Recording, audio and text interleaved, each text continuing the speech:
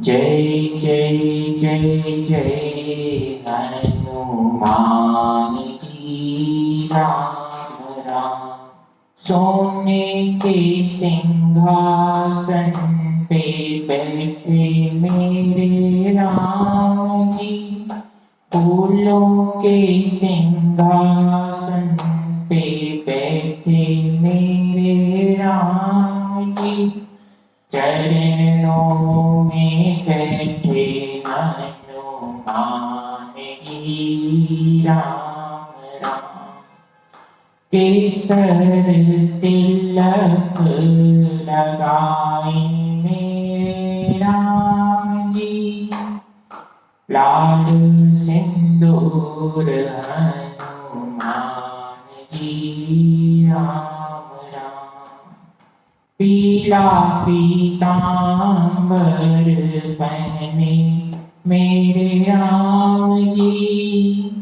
लाल लंगोट हनुमान जी। राम राम। फल और मेवा खाए मेरे राम जी। लड्डूअन का भोग हनुमान जी। राम राम। सारी जगत के मालिक मेरे राम जी। मेरे तो मालिक हनुमान जी। राम राम। मुक्ति के दाता है मेरे राम जी। भक्ति के दाता हनुमान जी। राम राम। जय जय जय जय हनुमान जी। राम राम। जय जय जय जय हनुमान जी। राम राम। बोलिए भक्तवत्सल भगवान की जय। परम पिता परमात्मा भगवान श्री सीताराम जी को नमन करते हुए भगवान श्री राधेश्याम जी को प्रणाम कर भगवान उमापति महादेव को दंडवत नमन करते हुए आज की श्री राम कथा के प्रसंग में प्रवेश करें। उससे पूर्व अपनी वाणी को सदैव की भांति पवित्र करते हैं। सीताराम सीताराम राम राम सीताराम। सीताराम सीताराम राम राम सीताराम। सीताराम सीताराम राम राम सीताराम। सीताराम सीताराम राम राम सीताराम। सीताराम सीताराम राम राम सीताराम। सीताराम सीताराम राम राम सीताराम। राधे श्याम श्याम श्याम राधे श्याम। राधे श्याम श्याम श्याम राधे श्याम। श्याम श्याम राधे श्याम। सीताराम सीताराम राम राम सीताराम। सीताराम सीताराम राम राम सीताराम। राम राम सीताराम।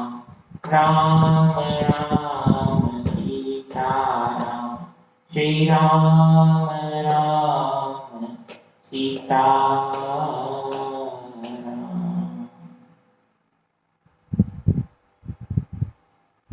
बिमल कथा कर कीन आरंभा,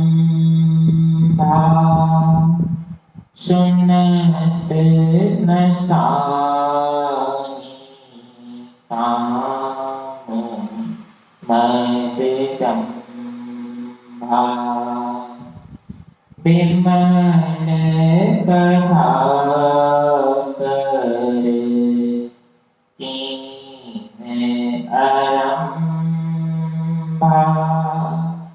सुनत न सानी काम मद दंभा। रामचरित मानस मुनि भावन, बिरचियु शंभु सुहावन पावन।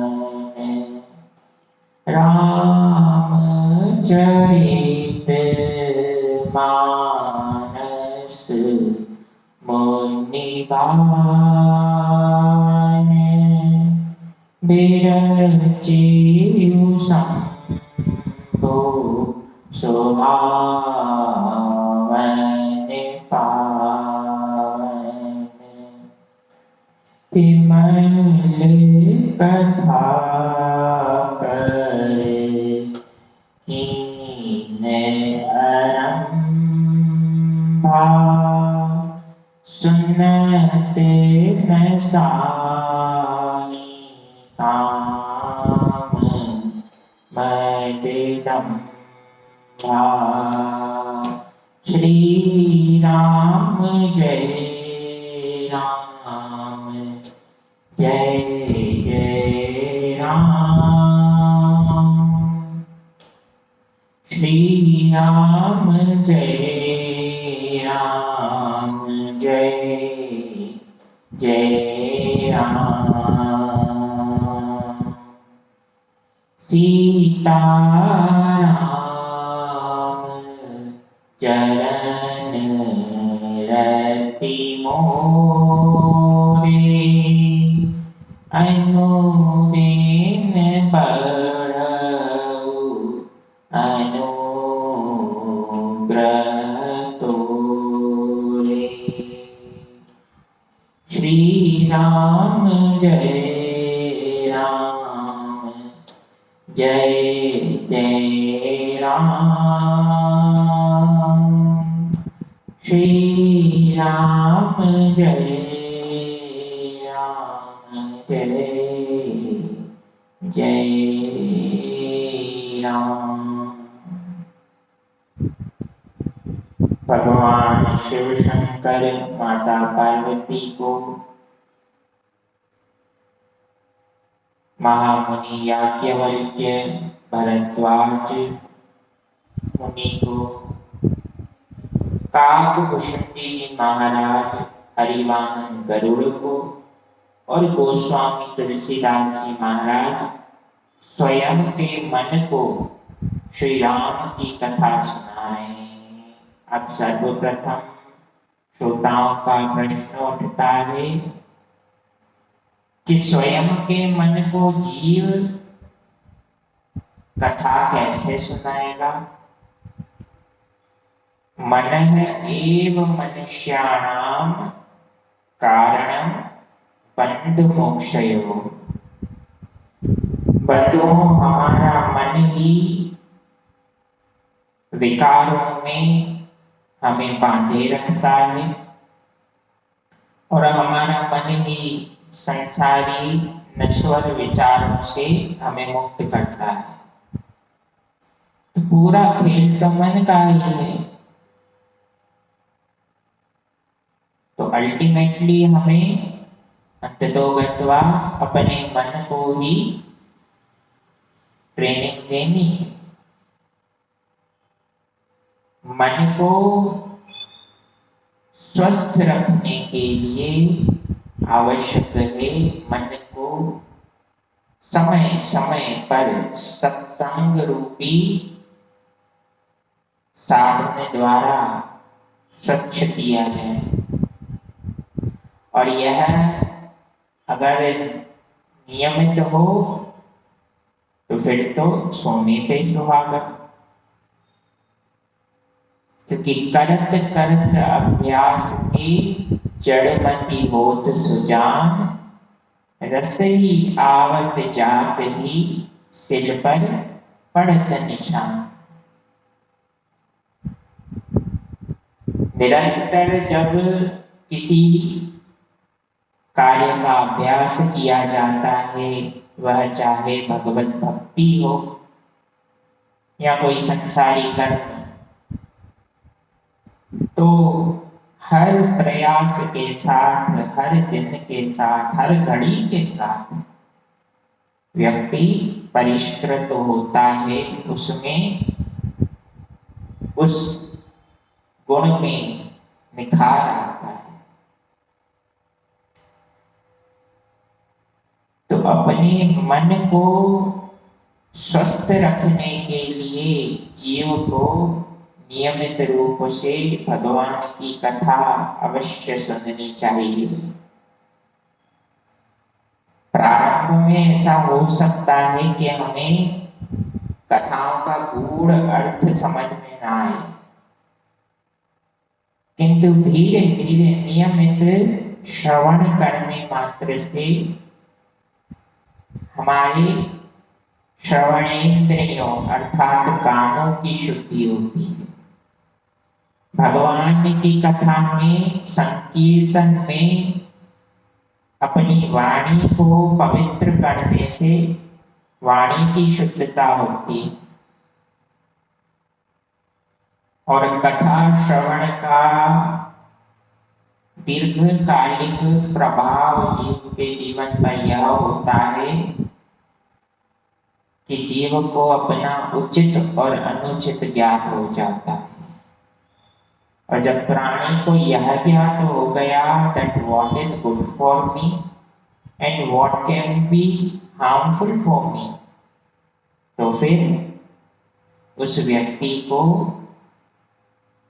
जीवन के किसी भी क्षेत्र में उच्च स्थिति में पहुंचने से कोई नहीं रोक सकता, क्योंकि उस जीव पर फिर परम पिता परमात्मा श्री रामचंद्र जी महाराज की कृपा हो जाती है। और कहा भी जाता है, प्रभु श्री राम ने स्वयं कहा है, सन्मुख होई जीव मोहि जबहि, जन्म कोटि यद् नासै तबहि।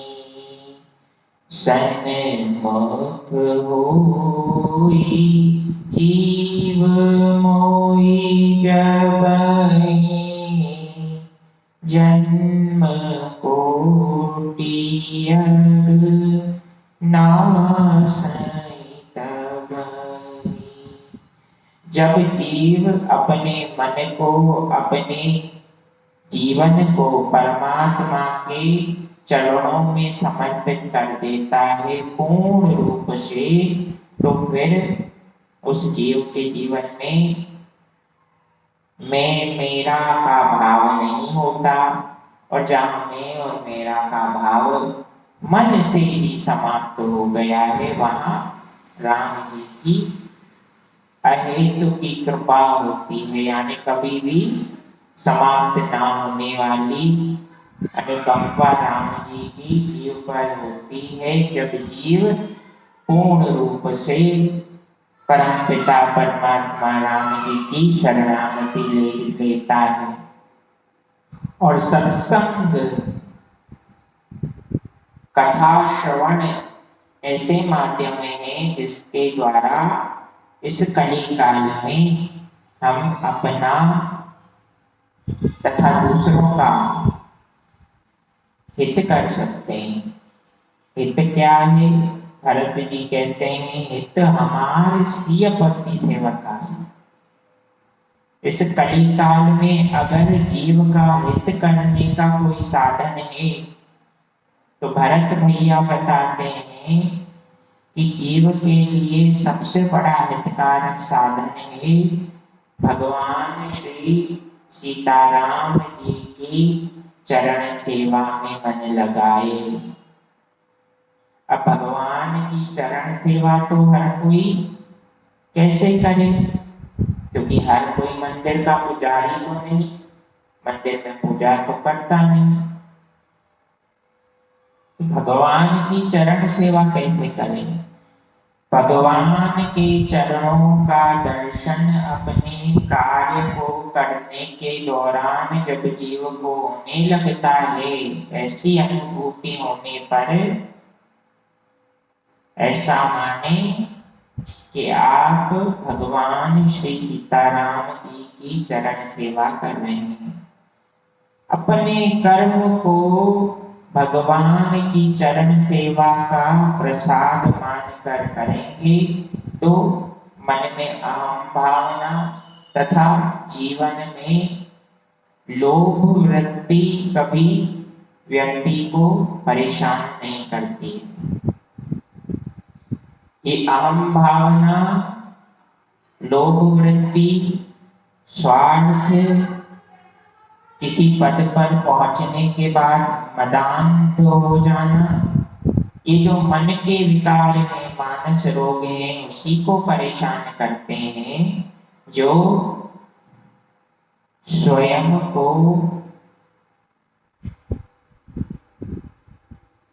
कुछ मान बैठा है। हम कुछ नहीं है बंधु, जो भी है मर्यादा पुरुषोत्तम श्री राम है। उन राम जी की इच्छा से ही जीव अपने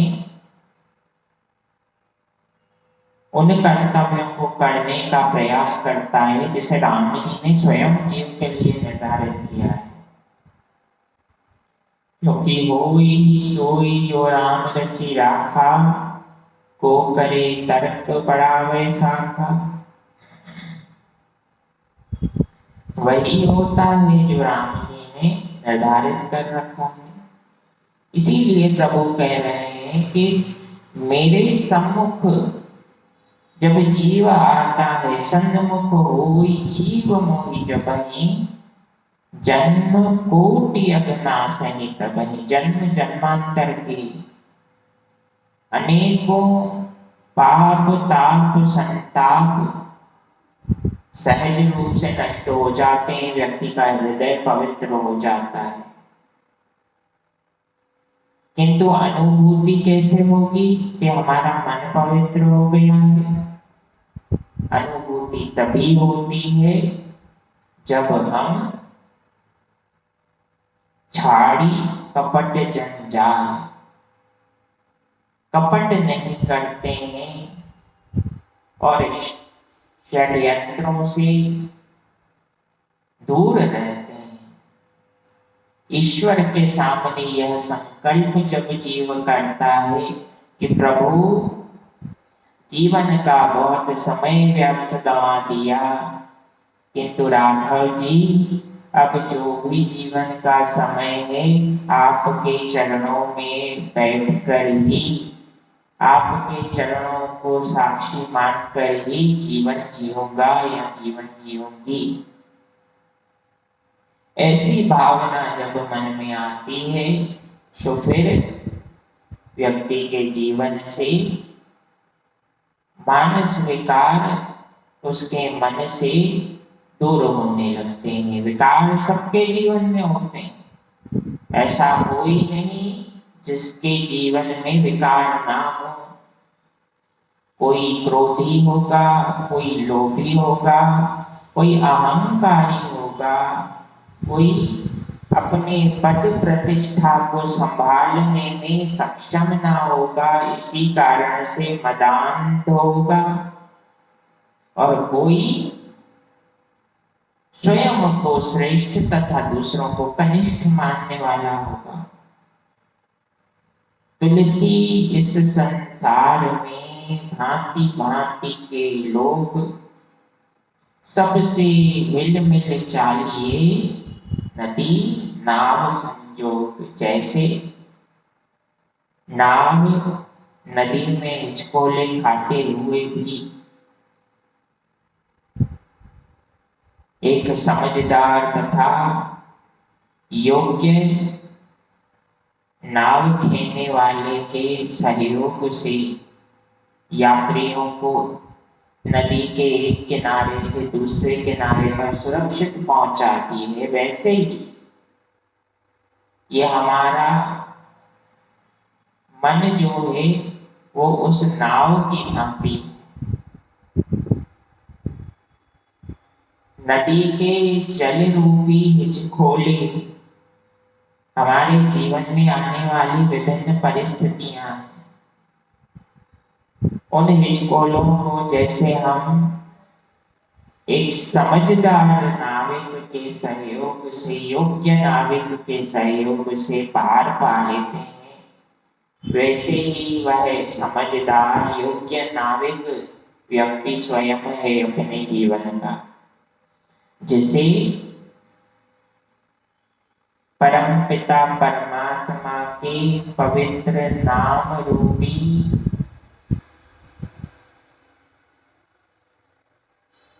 सहारे से, योग्यता से अपने जीवन के समस्त समस्याओं का समाधान पाना है।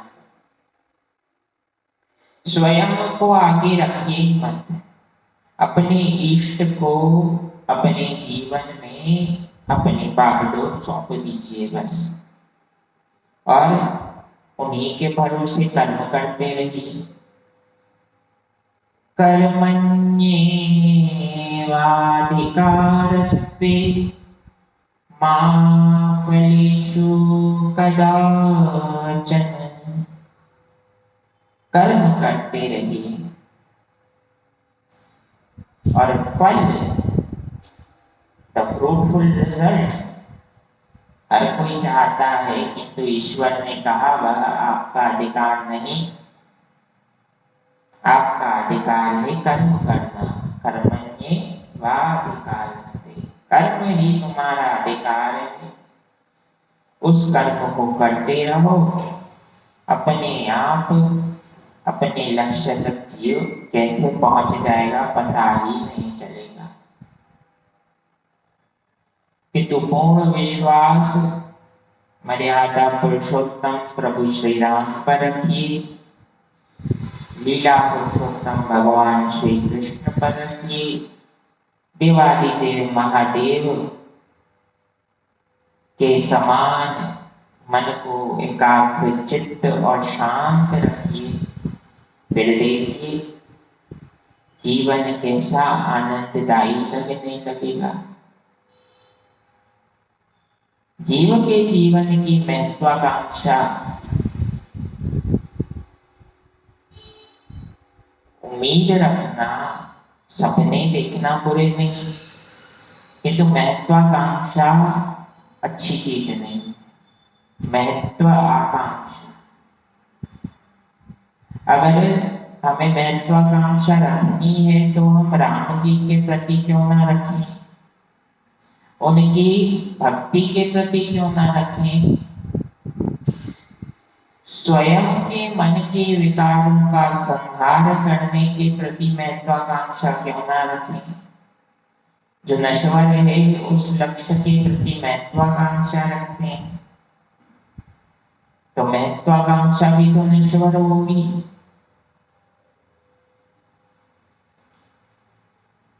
As target that result, जैसा लक्ष्य निर्धारित करेंगे वही परिणाम होगा। लक्ष्य ही नाशवान है तो परिणाम भी तो नाशवान होगा।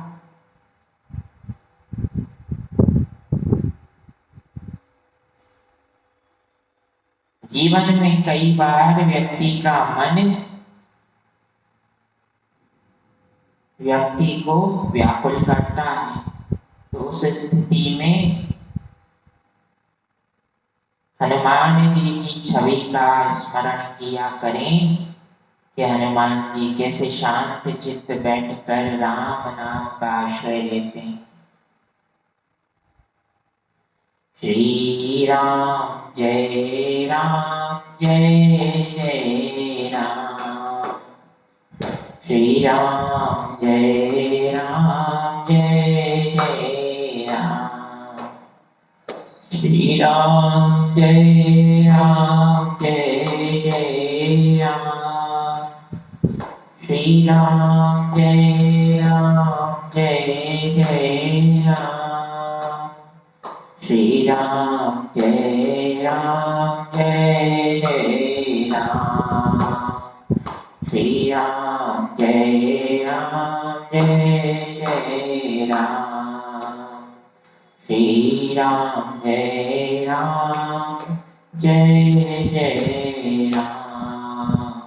तो कितना भी उद्विग्न मन क्यों ना हो, व्यक्ति का क्रोध हो या मन की व्याकुलता हो, हर क्षण में, हर परिस्थिति में प्रभु श्री राम का नाम आपको तत्काल शांति प्रदान करता है। आवश्यकता है उस शांति को सदैव जीवन में निरंतर स्थायी बनाए रखने का प्रयत्न हम करें। वह कैसे होगा? वह तभी होगा जब हम नियमित अपने घरों में परिवार के सदस्यों के साथ बैठकर सत्संग करें, क्योंकि सत्संगत मुद मंगल मूला, सोई फल सिद्धि सब साधन भोला। जो सत्संग है, सत्य अर्थात जो सत्य है, संग अर्थात जिसका साथ पाना चाहते हैं, सत्य अर्थात परमात्मा स्वयं जो पहले भी थे, सृष्टि के निर्माण से पूर्व भी थे, सृष्टि के निर्माण के दौरान भी हम जीवों के अंतरात्मा में विराजमान हैं, और जब सृष्टि का संहार होता है उस समय भी वे और केवल वे ही विराजमान होते हैं। जिसका कभी नाश नहीं होता, उस परमात्मा को सत्य चित्त आनंद घन प्रभु श्री राम कहते हैं। और हम जब सत्य का संग करते हैं तो हमारे जीवन में भी सत्य स्वरूप परमात्मा के जो अवतार रूपी सद्गुण हैं, वो रामावतार के हों, वो कृष्णावतार के हों, वे गुण धीरे धीरे करके हमारे मन में प्राण प्रतिष्ठित होते हैं। उससे क्या होती है? उसका परिणाम यही होता है कि हमारे जीवन में हम अपनी क्षमताओं से कई गुना अधिक विलक्षण, विस्तृत और आनंददायी कर्म करने में सफल होते हैं। किंतु जीव के जीवन में भगवान की भक्ति तभी चरितार्थ होती है जब हम अपने जीवन में अपने जन्मदाता और मार्गदर्शक माता पिता को दुखी ना करें। जो जीव अपने माता पिता को दुखी करता है, दुख देता है, वह जीव तीनों लोकों के सभी देवी देवताओं की संयुक्त प्रसन्नता के लिए कितना ही बड़ा अनुष्ठान क्यों न कर ले, उसका हित कभी भी नहीं होने वाला।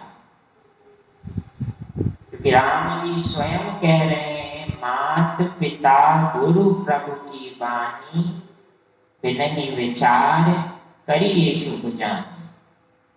अपनी माता की आज्ञा में रहने के लिए कभी भी व्यक्ति को सोचने की आवश्यकता नहीं है। आँख मूंद कर माँ की आज्ञा में जो रहता है उसका इहलोक और परलोक निश्चित रूप से आनंददायी होता है, इसमें कोई संदेह नहीं।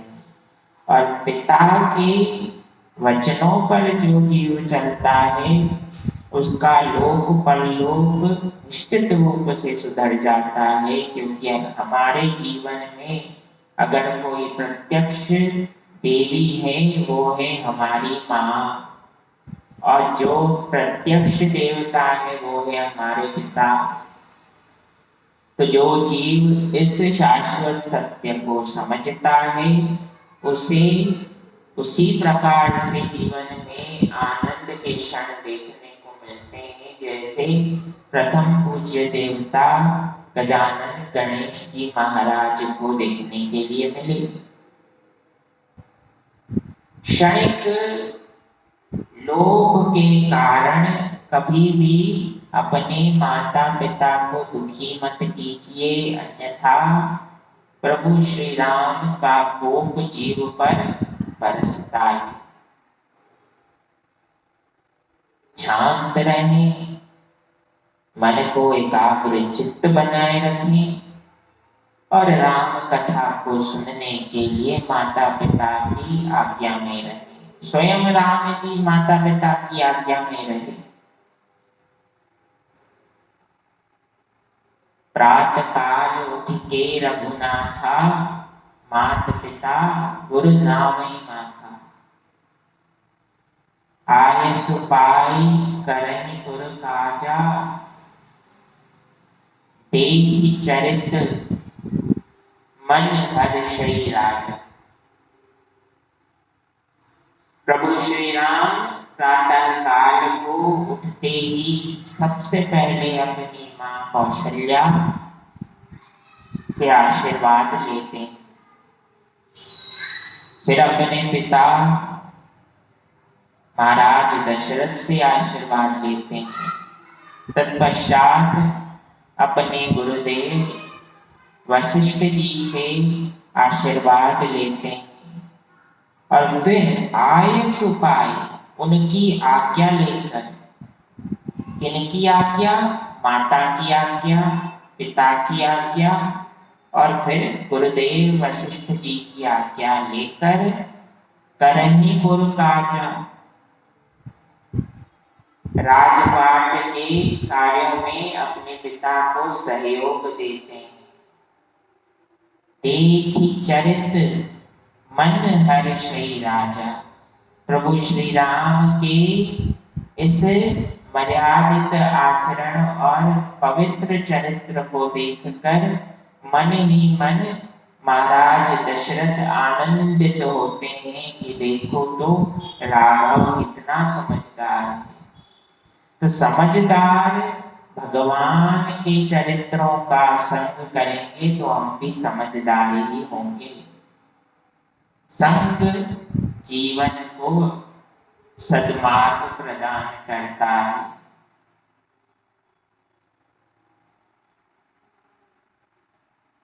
संगति परमात्मा के कथाओं से हम जोड़े, जीवन आनंददायी होने लगेगा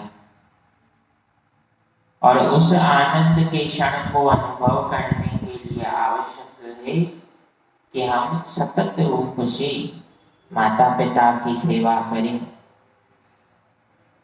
बड़े बुजुर्गों का आदर करें और शेष बचा समय कर्तव्य कर्म के निर्वहन में लगाएं।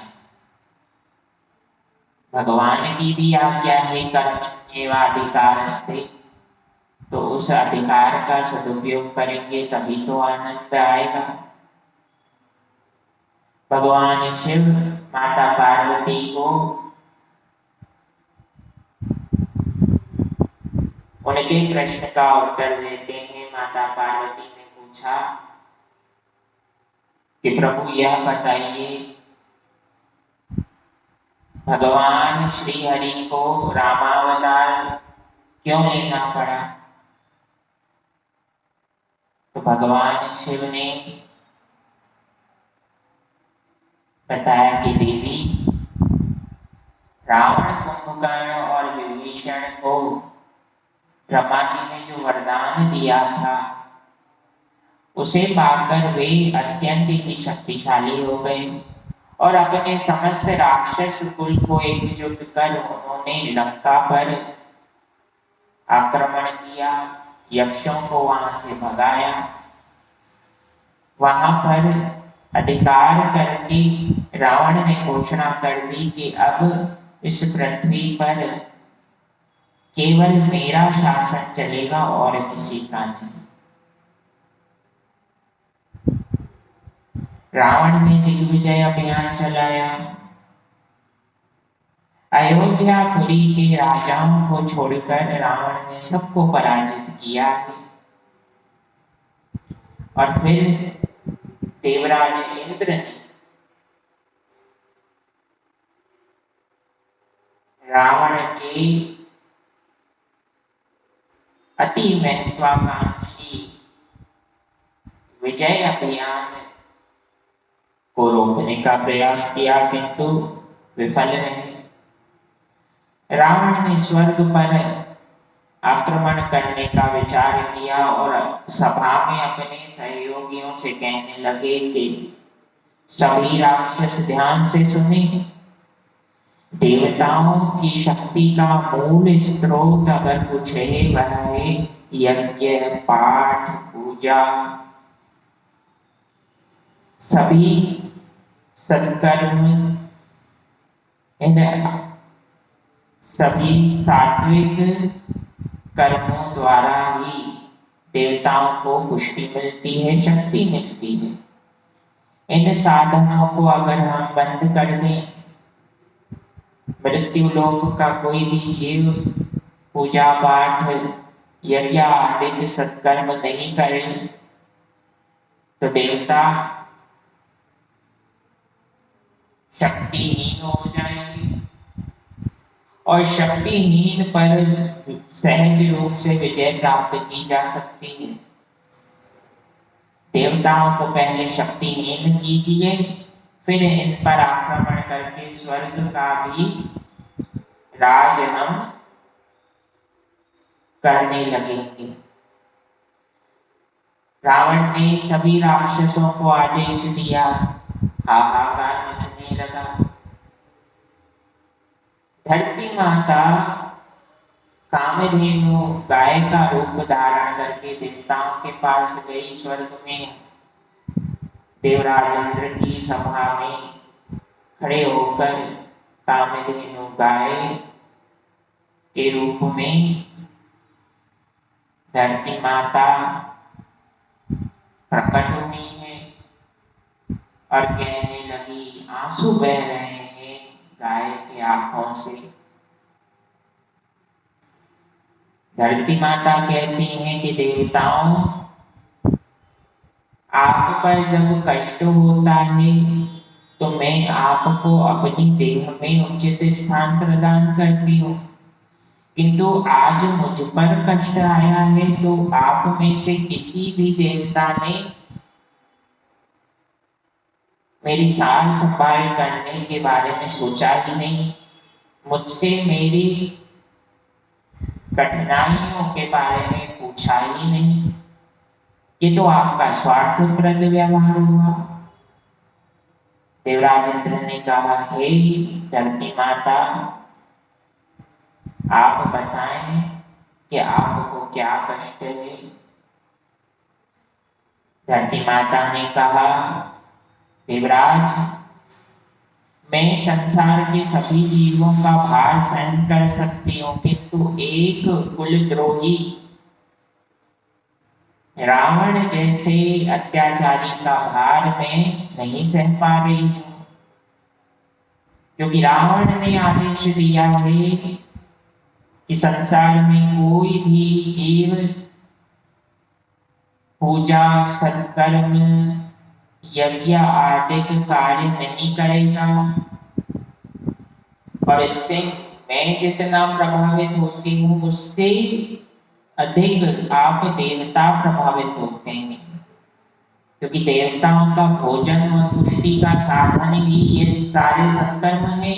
ये सब बंद हो गए तो आपकी शक्ति तो क्षीण होगी, शक्ति क्षीण होगी तो संसार में असंतुलन होगा, क्योंकि हर देवता को भगवान ब्रह्मा, भगवान विष्णु, भगवान शिव शंकर ने यह आशीर्वाद दिया है कि उन्हें कोई ना कोई कर्तव्य का निर्वहन करना है, यह उनका विशेषाधिकार है।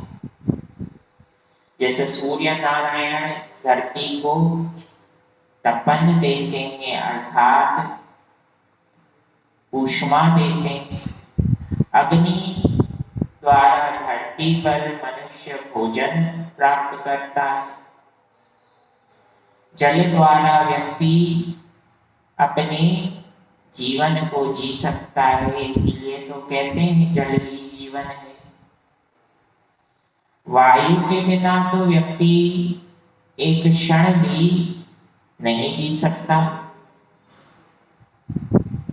वायु का कार्य वायुदेव करते हैं, जल का कार्य वरुण देव साईं झूलेलाल करते हैं,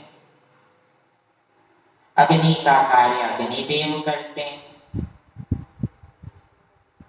और प्रकृति माता के विभिन्न स्वरूपों जड़ में हुए, वन हुए, जल जंगल, ये जो जीव हम देखते हैं पृथ्वी पर, कहीं पर्वत है, कहीं मैदान है, ये भी अपने अपने कर्तव्य का निर्वहन कर रहे हैं जो त्रिदेवों ने इन्हें दिया है। किंतु रावण ने तो इन सबको असंतुलित करने का आदेश दे दिया, और जब सत्कर्म ही नहीं होंगे तो फिर देवता तो कमजोर होंगे। सभी ने हाथ जोड़कर माता कामधेनु के रूप में आई धरती माता से कहा, हे देवी, हम आपकी कोई सहायता नहीं कर सकते, क्योंकि रावण ने वैसे ही हमारी शक्ति को क्षीण कर ही दिया है। हम और आप मिलकर प्रजापिता ब्रह्मा जी के पास चलते हैं, वे ही कुछ करेंगे, क्योंकि जहाँ भी जीव के जीवन में समस्याओं का समाधान व्यक्ति को नहीं मिलता तो वो अपने बड़े अर्थात घर के बड़े, अपने पिता, अपने माता के पास जाता है, सुझाव लेता है। वैसे ही देवता ब्रह्मा जी के पास गए हैं। ब्रह्मा जी ने भगवान शिव से सलाह की और भगवान शिव ने कहा कि जहाँ भी आर्त भाव से भगवान को याद किया जाए वे वहां उपस्थित हो जाते हैं। हरि व्यापक सर्वत्र समाना, प्रेम ते प्रगट हो ही मैं जाना। भगवान कहने लगे, सदाशिव भोलेनाथ कह रहे हैं, ब्रह्मा जी श्री हरि को तो जहाँ पुकारे वहीं उपस्थित हो जाते हैं, क्योंकि उन्होंने तो भक्त प्रहलाद के दुखों को दूर करने के लिए खम्भ से भी प्रकट होकर नरसिंह रूप धारण किया था। बोलिए नरसिंह भगवान की जय। तो भगवान तो जीव की प्रार्थना पर सहज उपस्थित हो जाते हैं। आवश्यकता है प्रार्थना का वह आर्त भाव भी तो हो। देवताओं ने ब्रह्मा जी के साथ क्या प्रार्थना की, अगली कथा में हम जानेंगे। आज की कथा को परम पिता परमात्मा के चरणों में समर्पित करते हैं। श्री राम जय जय